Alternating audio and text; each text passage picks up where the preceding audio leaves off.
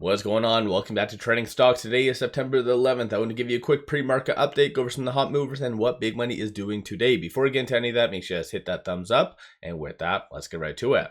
So starting off with data points, you have the market digesting yesterday's debate. You also have CPI coming out in 14 minutes.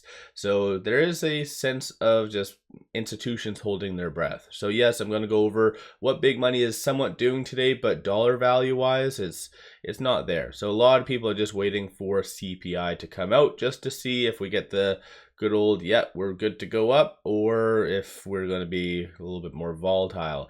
At the time of doing this video, futures are slowly turning green. They were they were a little bit more red prior to that, I guess down like 0.5%, but generally it seems to be a little bit more optimistic. Fear and greed index kind of maintaining where it was yesterday at 39. So people's appetite for risk isn't necessarily there, but again, with CPI and also PPI coming out tomorrow, that could be that push to get back into the neutral category. We'll just have to wait and see. SoFi is piggybacking off of the broader market right now. No actual news associated to them whatsoever today. Shorts, as I've stated, is going to be very active associated to CPI. So depending on what is said, we'll just have to wait and see. But 18% of the free float is being shorted, works out to be 188.39 million shares. Some points to watch for though, $6.90 to be the strong support. Clearly that didn't really last all that long yesterday, so the following one is going to be $6.67. So just watch for both of those to hold. Flip side, $7.28 and then $7.67. I think it's a little bit too far-fetched to start talking about $7.67 right now, but still something to kind of consider. So the debate yesterday, I think even though I didn't necessarily watch it, I got some highlights from it. You see the consensus, obviously Trump didn't win. So as a byproduct, DJT is down quite a lot this morning. So it is down 10.79%. No actual news associated to that.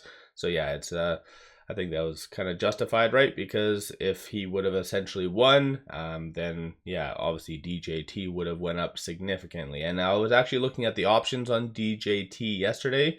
There was a lot of optimism. So I think a lot of those are going to get burned quite significantly, but it is somewhat heavily shorted. So 16.96% of the free float is being shorted, works out to be 10.91 million shares. And shorts have actually started to get into DJT more and more over this last little bit. So they should be relatively active today. Right now though, with it at $16 and change, it is right above this S2. So watch for 16.50 to hold. On the flip side, 18.89 to be that next strong resistance / target.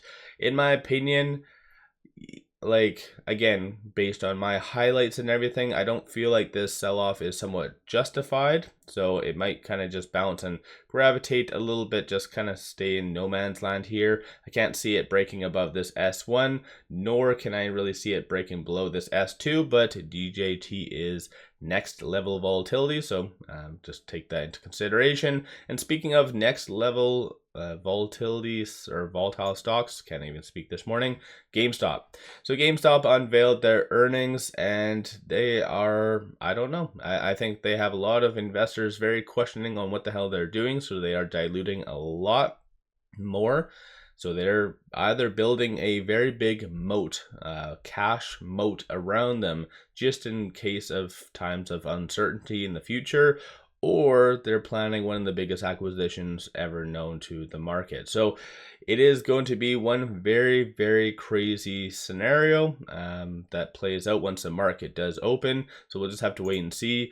9.58% of the free float is being shorted, works out to be 37.18 million shares. Shorts have actually gone out of GameStop quite a lot ever since May, so it was roughly around 24% short interest. So anticipate them to start to get back in my opinion at least. So we'll just wait and see. But with it at 21 and change, it is trading between this S1 and the pivot. So $20.06 will be the strong support.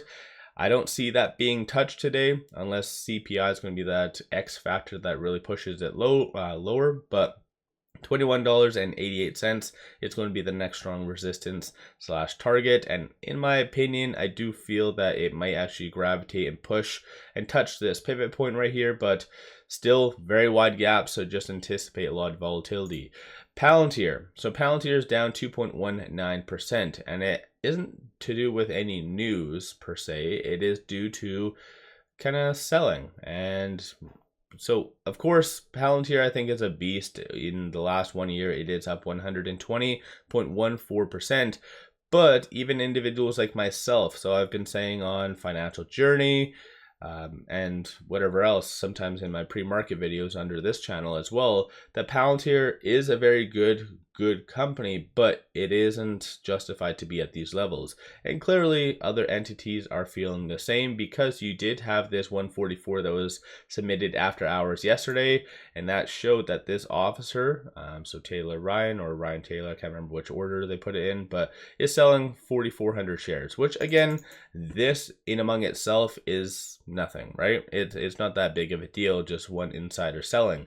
Somewhat questionable at times, but this alone isn't a big deal. But if you combine that with one of the biggest bulls in Palantir, Cathie Wood, like her selling 124,000 shares. So yeah, this guy selling 4,000 shares is a drop in the bucket.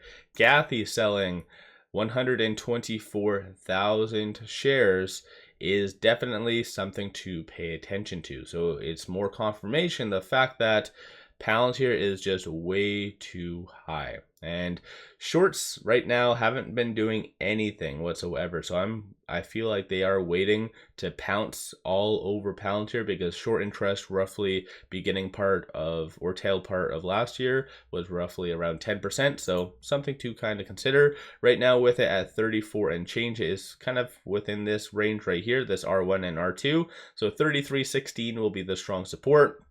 35.96 will be that next strong resistance slash target.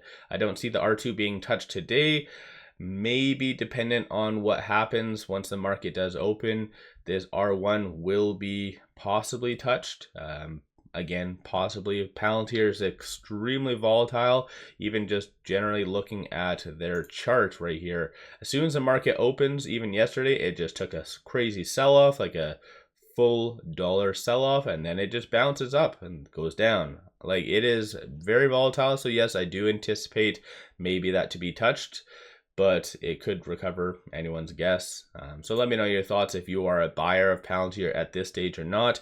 I did actually short it quite significantly. Again, under Financial Journey, I did a video all about what options I am doing, and so I was freeing up some room, so I was shorting it, and yeah, I made some pretty good money. Just a quick swing trade, 2,300 in less than 24 hours on it. So I was pretty happy by that. But anyways, Nvidia, it is up slightly, so just piggybacking a little bit off of the broader market for the most part. And right now with it at 108 and change, it is trading between this S1 and the pivot. So very wide gap, so just anticipate a lot of volatility. Take note of some of the strong support and resistance points. In roughly 13 minutes, you have the CPI, so that is going to be a very big thing, or kind of data point that really pushes the market higher or really lower. And again, a lot of that is going to be instantly correlated with interest rate cuts. So let me know your thoughts. Don't forget to hit that thumbs up and subscribe. And with all that, and actually, sorry, one final thing.